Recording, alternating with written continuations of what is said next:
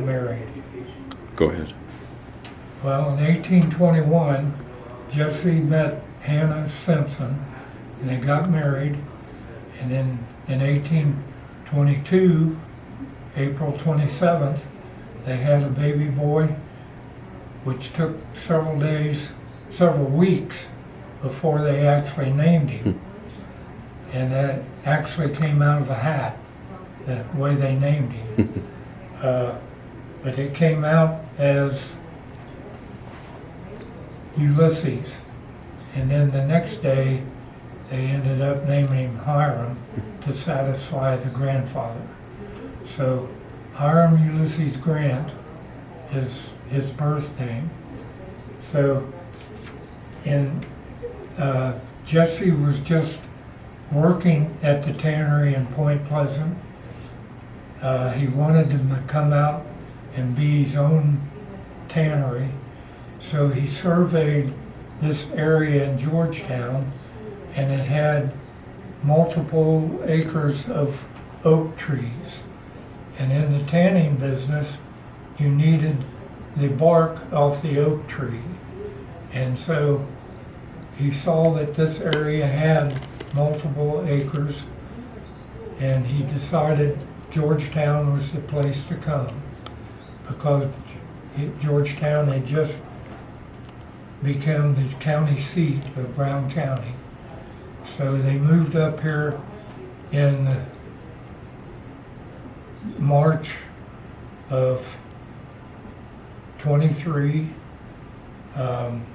He first moved into a duplex up on the square and was living with another family by the name of Bailey's. And the Baileys come into the story later.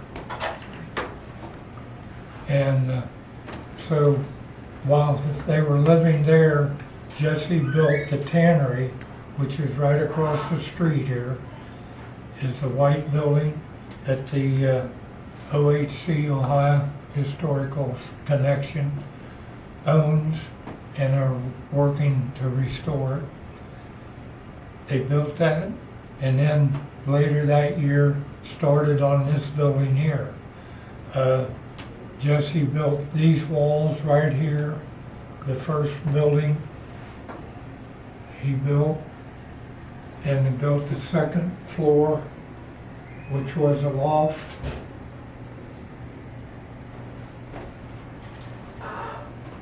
And then in this corner, they cut out an area to put a ladder, and that's the access to the loft upstairs when they were here in 1823. 2 years later, they added a kitchen in this area right here. Now that is not a kitchen now, but OHC in the next year will convert that back to a kitchen, that area. Okay. And then 3 years later, in 1828, Jesse had enough money that he built the two-story addition in the front. And then in that period, they put this stairwell right here to the bedroom that went upstairs. So now the only thing in those days that the only furniture that was owned by the Grants are this chair and these two chairs here. And this chair we know Jesse made for Hannah. There's another piece of furniture that was owned by the Grants, and it's in the other room in there. The rest of the furniture in the room, in the whole building, is just period furniture, either added by the Ruthvens, who originally turned the building into a museum, or OHC. The rest of the information in this room, all rooms have a fireplace because that was their only source of heat in those days. And then we can go into the next room, into that room in there. Go ahead. This room was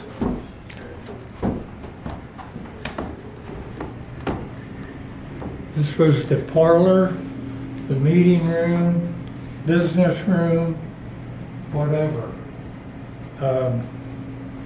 We'll start off with that sofa was originally owned by the Grants. When it was first turned over to the Grants, or to the historical people, it had just material covering. OHC, when they received the building, they sent it out and had original horsehair put on it. So that's why we have it here. I guess I should go back and say, while Jesse, before we go too much farther, Jesse was in the tanning business, but he also, because he only needed the bark off the oak tree, he also went into the lumber business. So he sold the rest of the tree to people that needed lumber. So he had two businesses so he made money there. And as Ulysses grew up, Ulysses found out that he did not like working in the tannery. It was a dirty, smelly business, and Ulysses didn't like it. And the only part that I think Jesse put him at was in the horse department, where they turn the wheel and grind pulverize the bark into powder. And there's a picture right here, and then if you see this picture, this would probably be where Ulysses would work in the early days. This is a picture of the tannery from the back. These are holes that are lined with wood and then filled with the tannic acid made out of the pulverized bark, and then the hides would be soaked in this pits to soften so that they could scrape the hides, the hair, and make it into leather. Okay. Now, Ulysses didn't like that, and he told his dad if there's other work to be done, he would prefer being doing that. So as Ulysses grew up from 7 to 8, 9 years old, Jesse realized that Ulysses had a talent with horses. And today, we would call him a horse whisperer. He could train a horse at the age of 9 without a whip.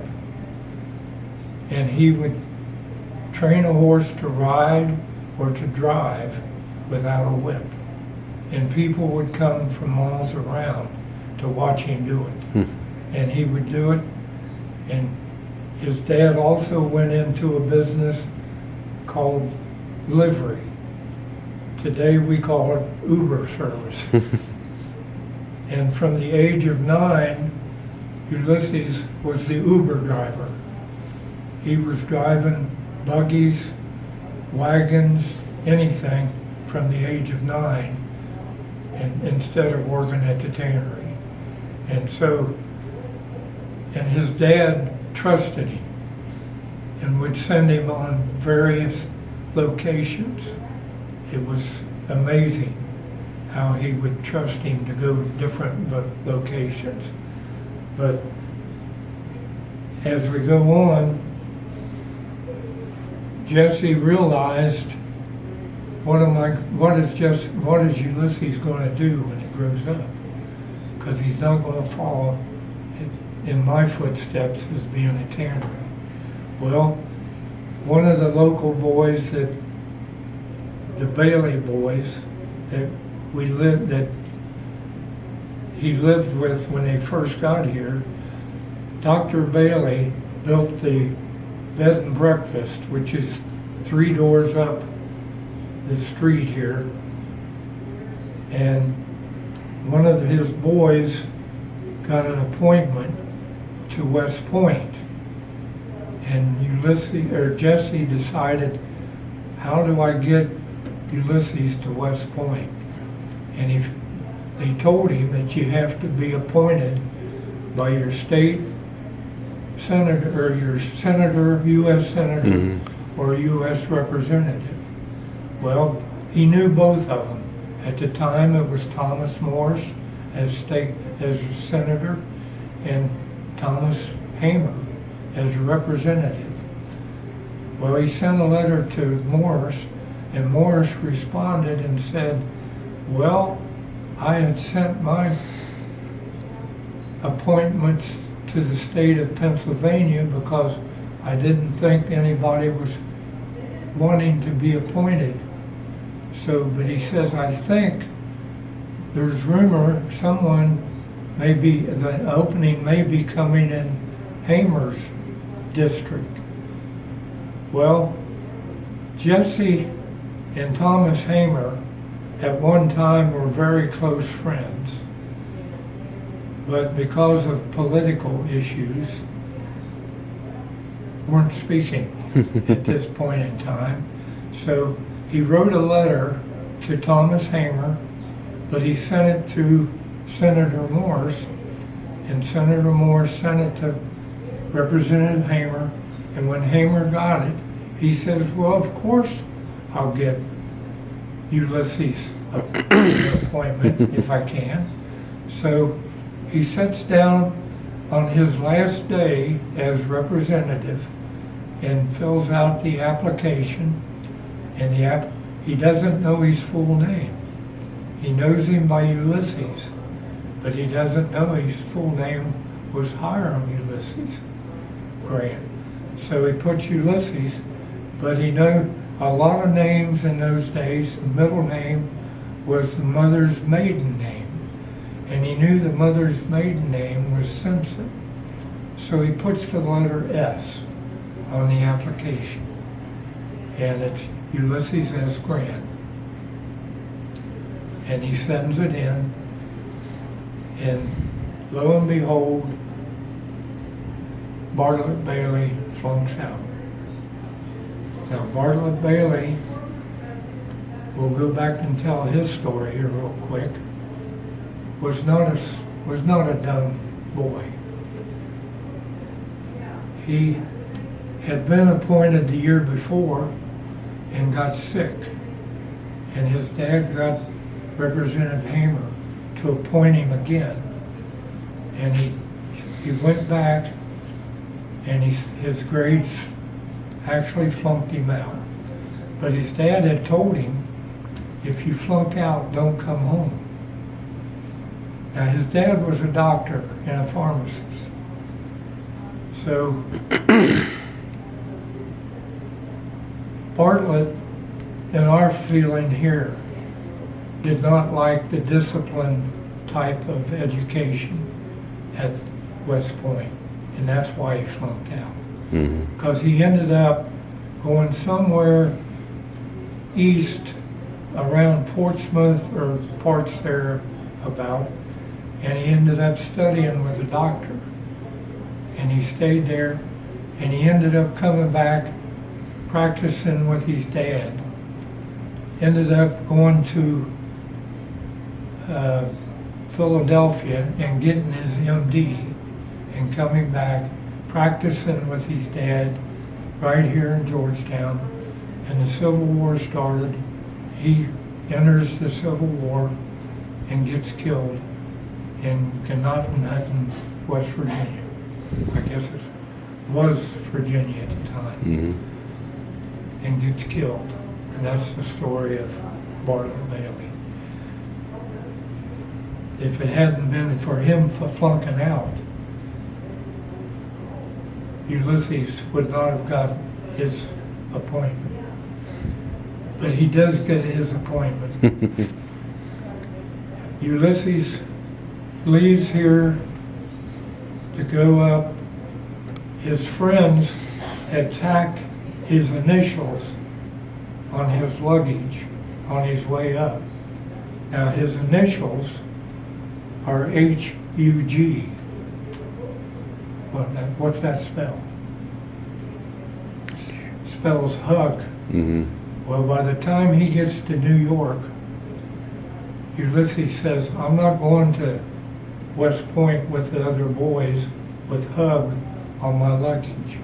So he takes those tacks and rearranges them as UHG, Ulysses H. Grant.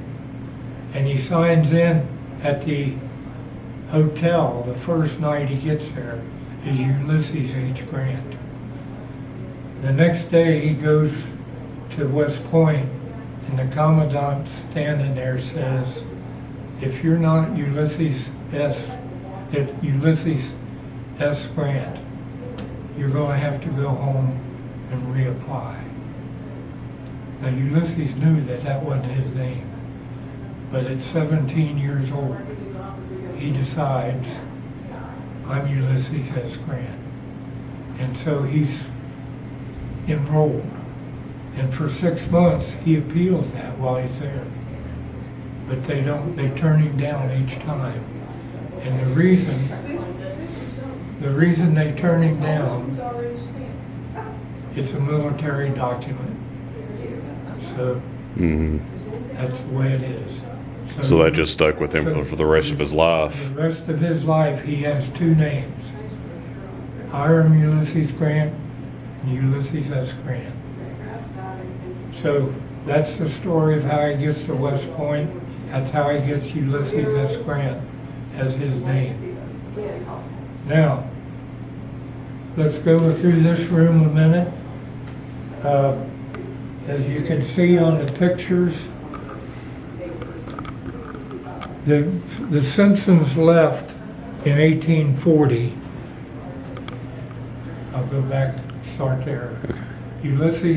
Jesse entered into a partnership with E.A. Collins from Bethel, which is 15 miles west of here, who had a tannery, but he also had a leather goods outlet store in Galena, Illinois. And Jesse went into the partnership, and in 1840 he moved from Georgetown to Bethel, and he stayed in Bethel till 1854, and we'll get back to that later.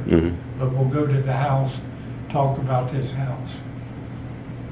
On these pictures, people changed the exterior in different times. This 1885, when Ulysses died, you can see the exterior of the front where they put porches and portico. And then out here, I would call this a bay window, but they call it something else. And they had at least 10 owners of this house from 1840 to mid-1966. And in mid-1966, the family that owned it,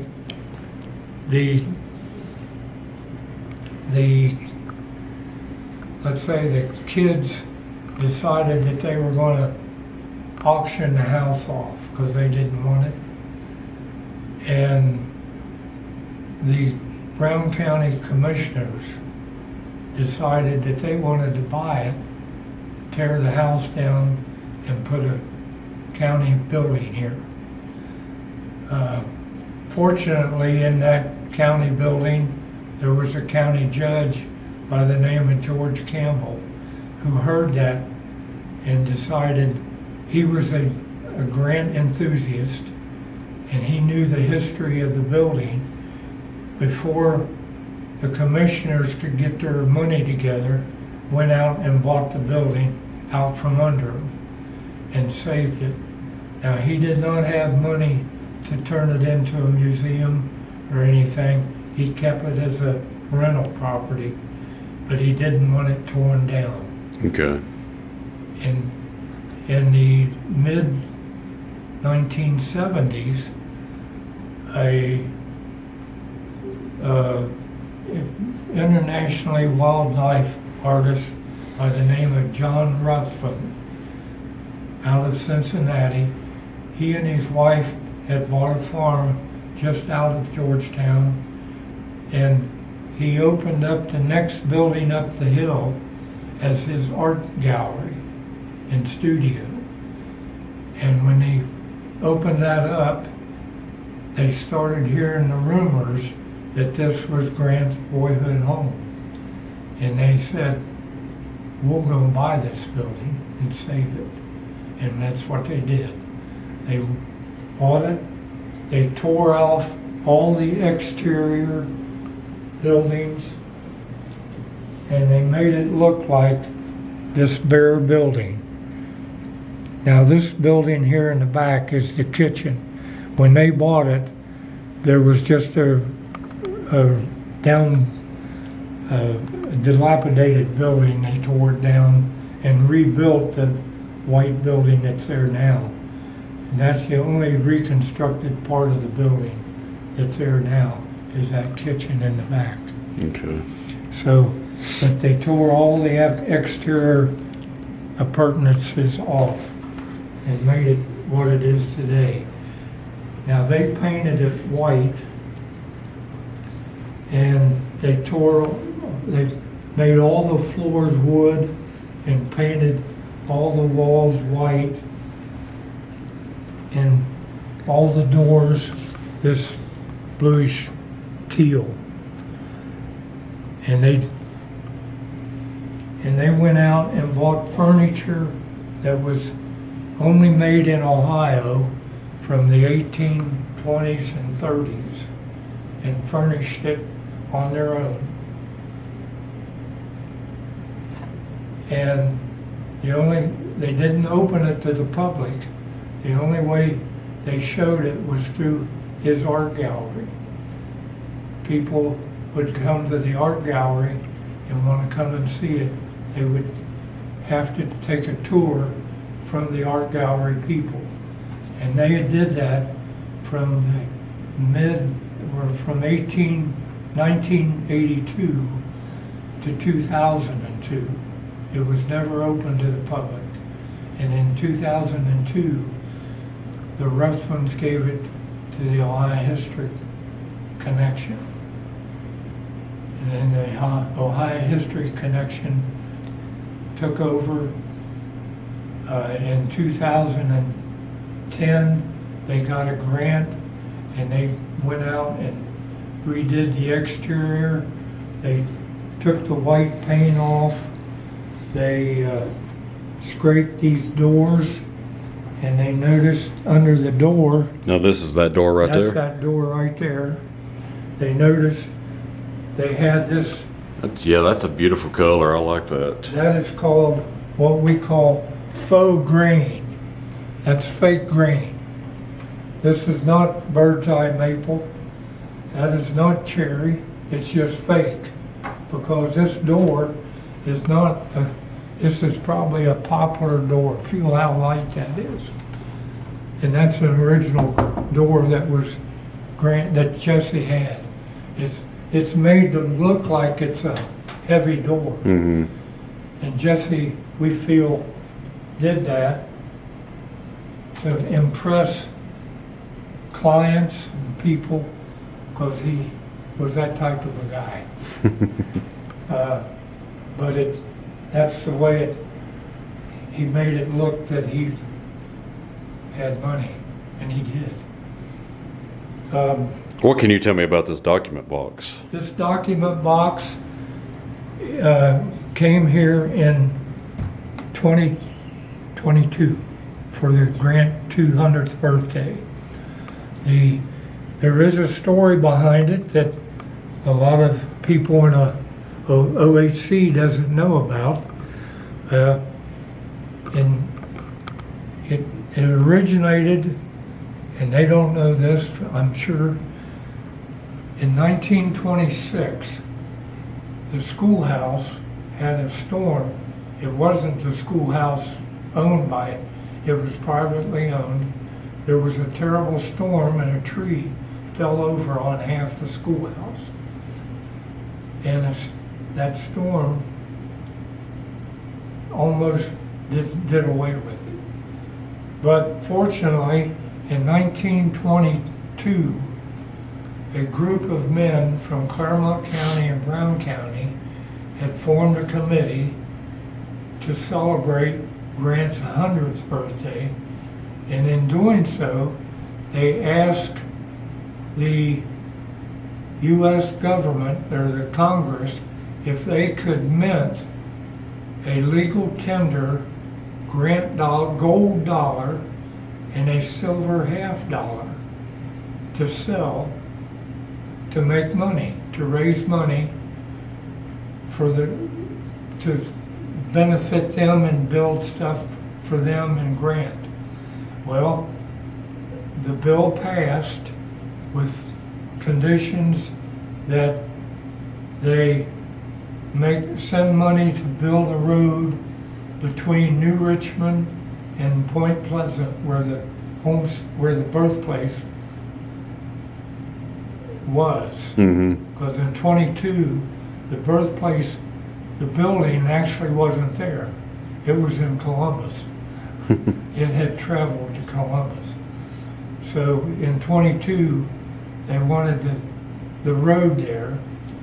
And the second part of the bill put money towards restoration of that site of where the building had stood.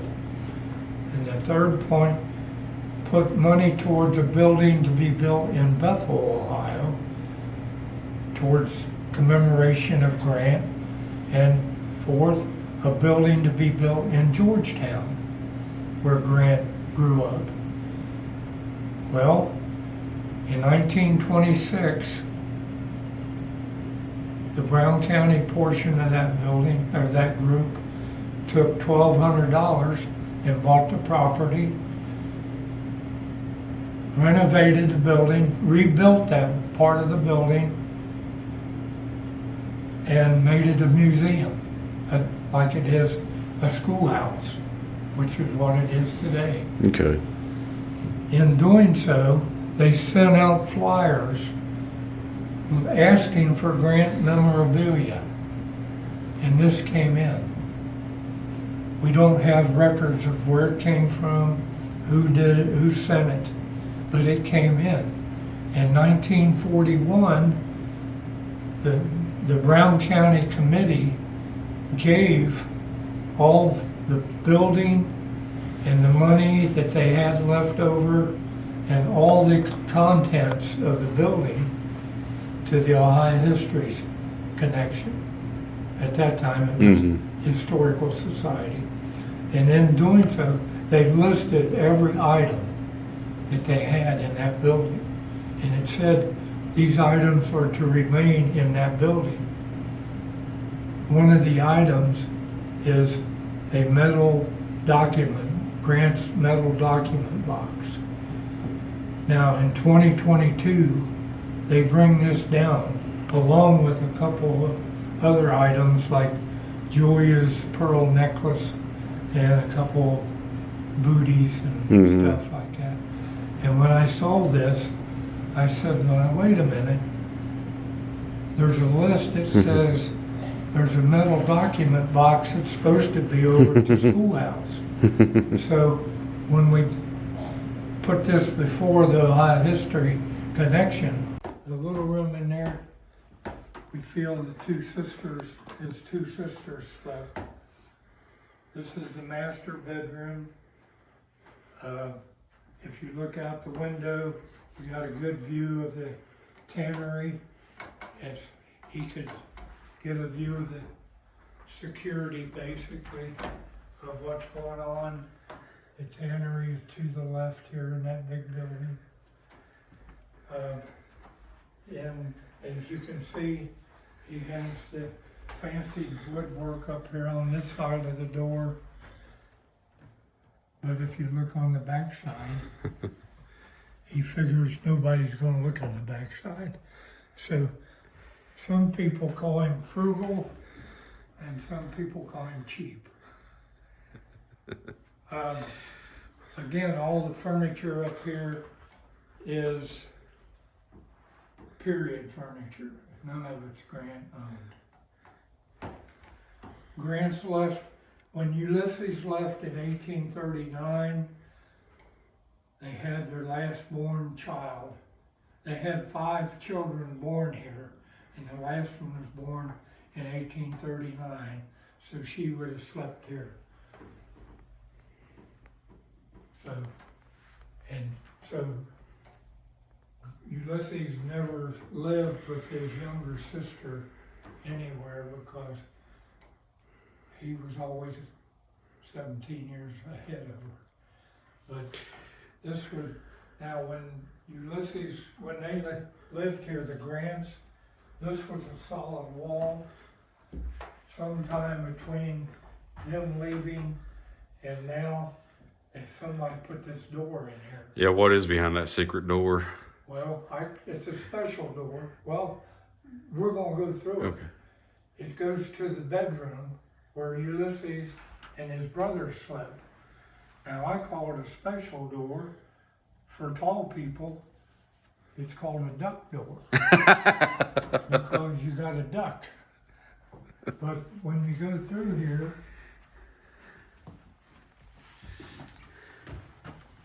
you are now entering the loft of the original building.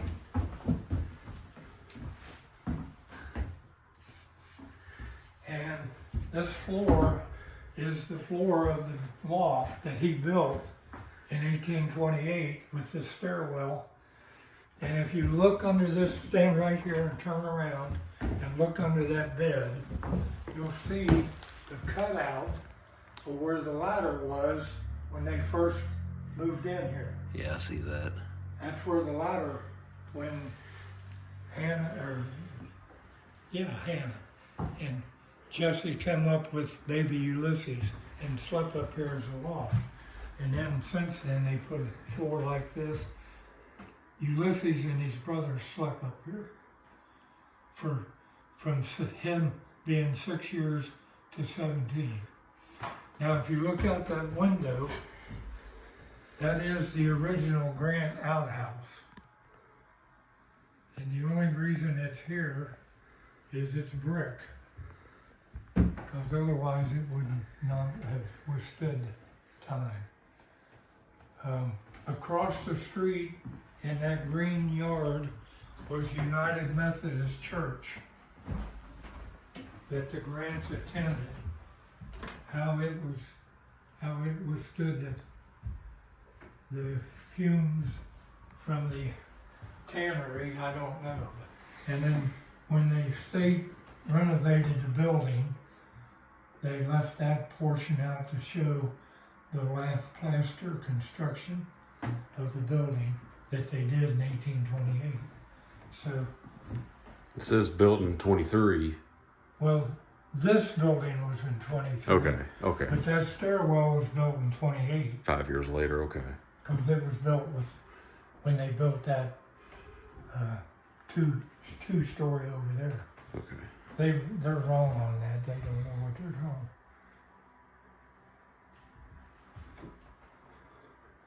The older portion of the wall is over there.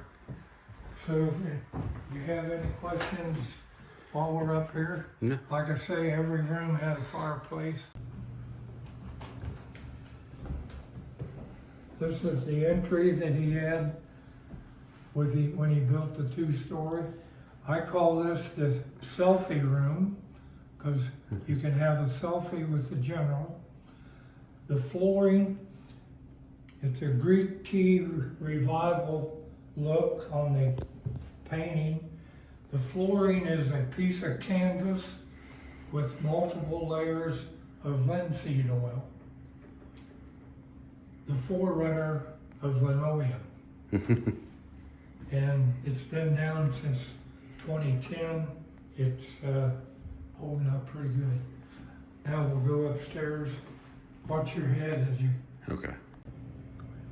The books, those are 41 books that Jesse owned. Those are the title. Those aren't the originals. In those days, if you owned the Bible, that's about all you owned.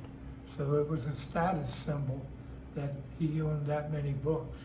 Now he let his kids read those books if they wanted to, and you'll find out later that he did. Let's see, anything? Oh, the reason the back of this door, this is the base color of the faux green. And the reason, our theory, because this door is not painted like the rest, is this was the meeting room, this was the family. He shut the family out, would lock it, have his entertainment and business. They never saw that side. So he only made this side look like this for the public. The rest of it, the family would look like this. Okay, I think that's about it in here. Who grew up right up the street, right behind the courthouse, in one of the row houses. His good friend throughout life went to the naval school and eventually became a rear admiral. But during the Civil War, his name was Dan Amon.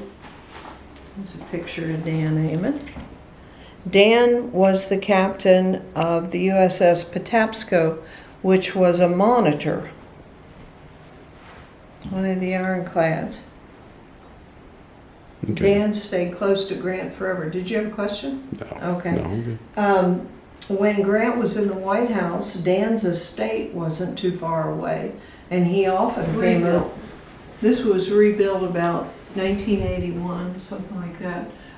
John and Judy Ruthven are the first people that opened the house up to the public, and they're the ones that rebuilt the kitchen that had been torn off. This has a timeline of his military career, and it shows you where he was from the time he left here in 1839 and finishes right after the Civil War when he made a trip back here in September of 1865. His family had left here, but he always kept his ties because it was hometown to him. So, and then there's information about the different places he was, different battles. This display case has his binoculars in it and a lot of other pieces that are tied to the Civil War. This pistol in the upper corner belonged to Thomas Hamer, who was the local congressman who appointed Grant to West Point. He was a good friend when he was in Congress of Andrew Jackson, and Jackson gave him the dueling pistol that's in there. There's a lot of different pieces in there. The bugle is from the Battle Missionary Ridge.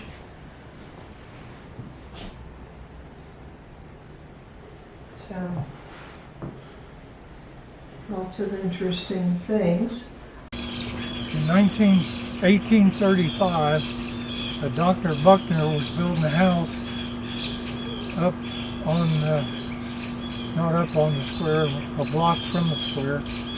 And he took his builder, he's in White Oak Creek, about a half mile west. We don't know whether he had this stone cut, or he found it. But this stone, he wanted as his front stoop. And he took his builder down there, and he showed it to him, and he said, "I want this for my front stoop."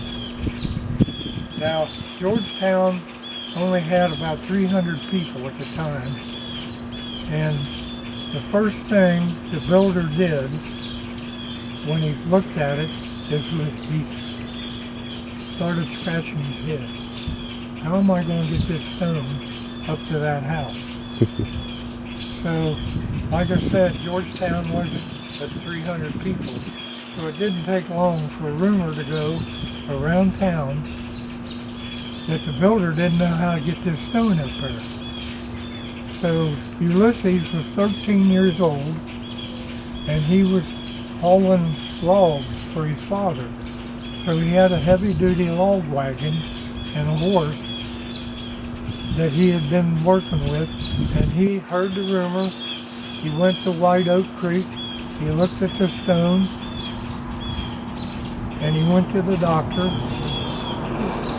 and he said, and I'll paraphrase this, he said, "Doc, do you mind if I try to bring that stone up?" And the doctor said, probably said, "Give it a try, nobody else is." And he says, "Do you need any help? I can try to get help for you." And the doctor in Ulysses said, "No, I think I can do it on my own." So what he did, he went down and he dug trenches on both sides of the stone, the width of his wagon, the depth of it, that his axle would hit the top of the stone.